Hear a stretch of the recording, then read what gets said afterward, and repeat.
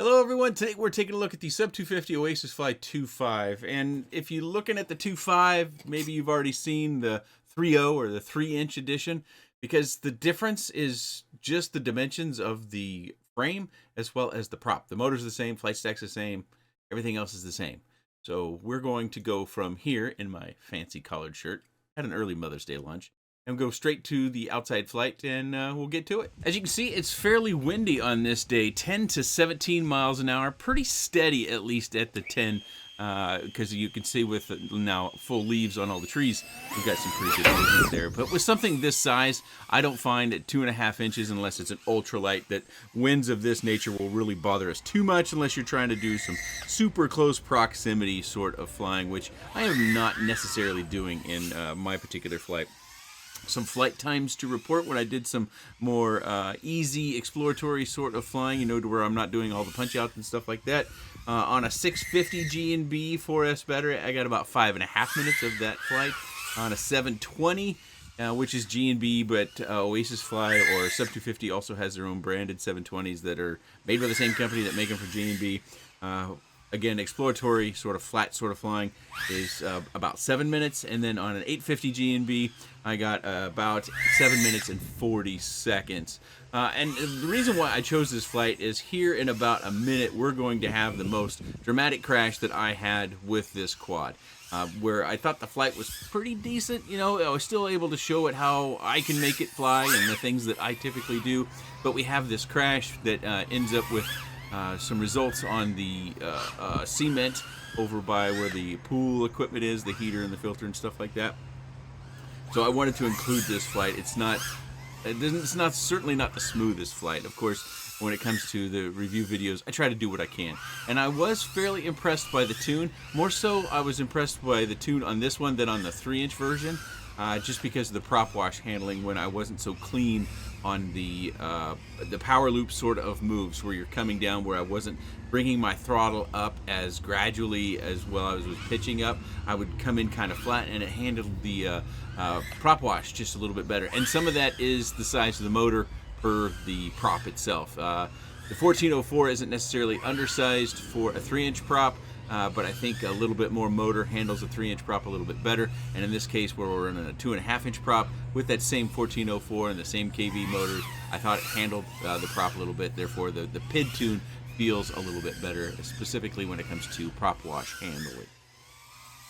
And so really when it comes down to this, this is the basics of the difference between 2.5-inch. Oh, here's my crash.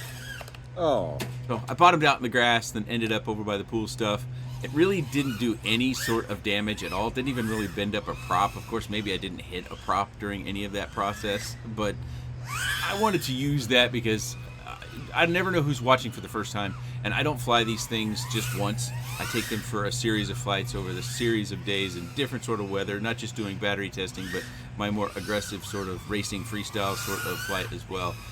And so instead of going through it and finding all the different crashes over all the different days that I've flown, I do kind of prefer to include at least one crash to remind everybody I crash these things. Now, not all crashes are equal.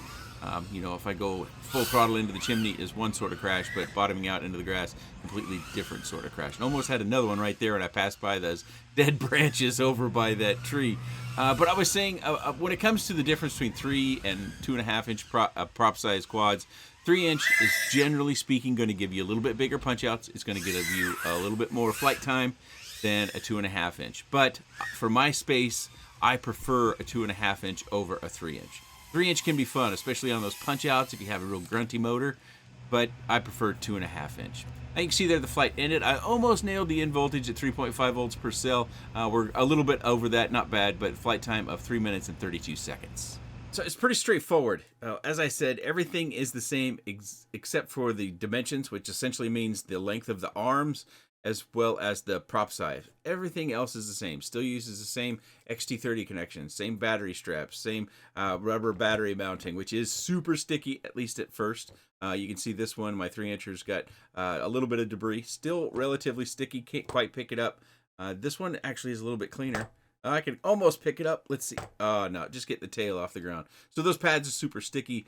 If they lose some of their adhesion, generally speaking, you can use some water and a towel or a cloth to kind of clean off some of that debris, and then when it dries, it gets its stickiness back. In both cases, they use my favorite motor wire tape, which I always approve of.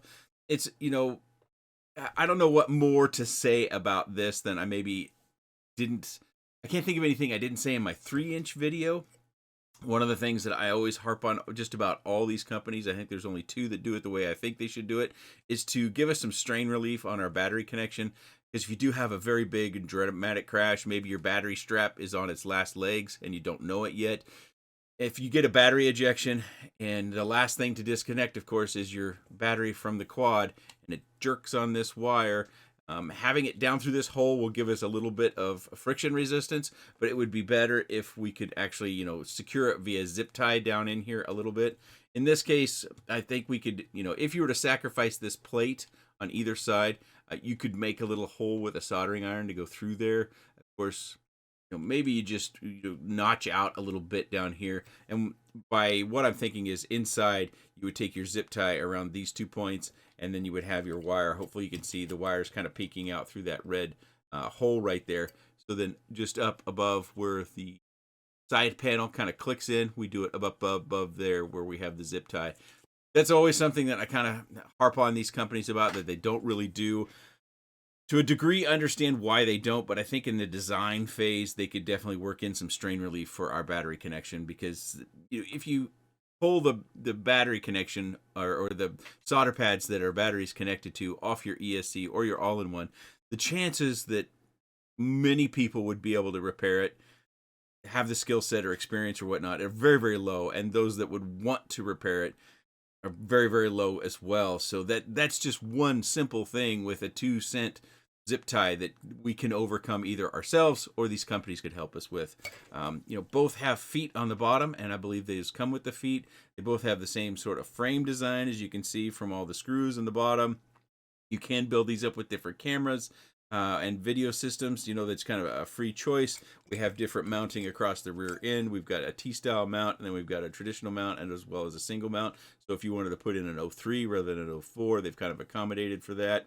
Again, as I covered in the 3-inch version, these are kind of the harder print, and they kind of click into the side. I did not have any troubles with these plates coming out.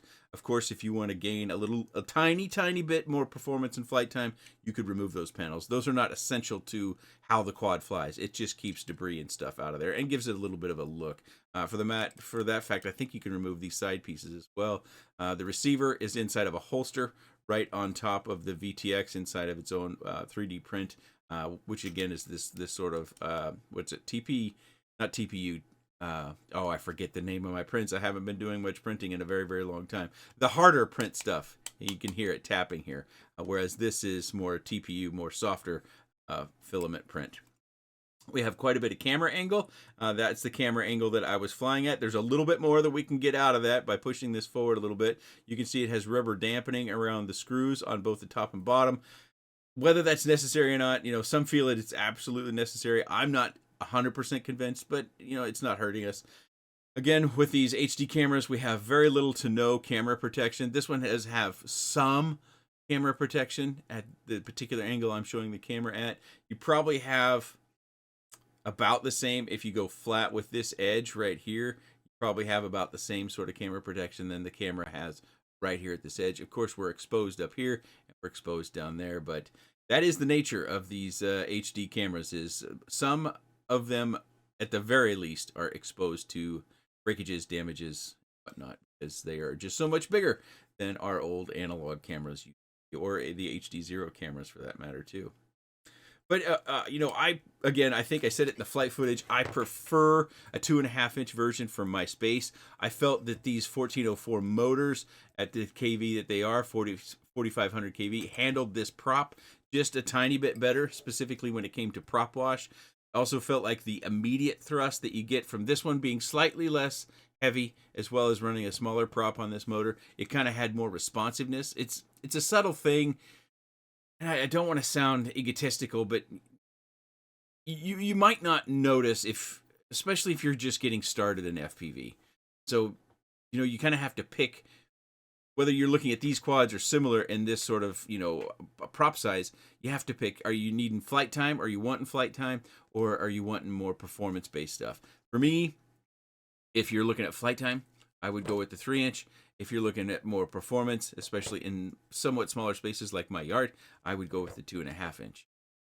But at any rate, if there are any comments, questions, suggestions, or otherwise, or really about either one of these quads, please let me know in the comments section below. I appreciate your time, and thanks for watching.